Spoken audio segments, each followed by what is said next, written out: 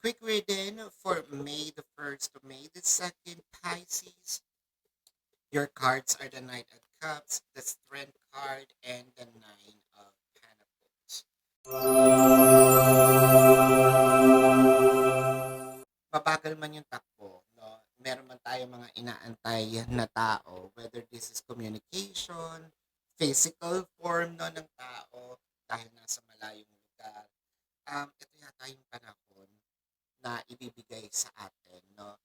Um, Pwedeng ito na yung communication na inaantay natin. Ito na yung pagpapakita nitong taong ito with the strength card. Parang meron ditong pag-uusap. A very sandali lang. Pero ganun pa man, parang ito kasi magiging doorway para magkaroon kayo ng conversations or constant conversation. Manunumbalik yung saya mo dito.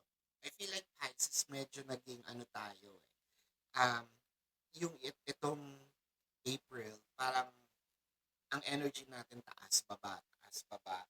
Ngayon, para magiging consistent happiness, no? Kung ano man itong kakapagpasaya sa'yo, congratulations. So this is your quick reading, Pisces, for May the 1st to May the My 2nd. name is Daphne, but spirit calls me back.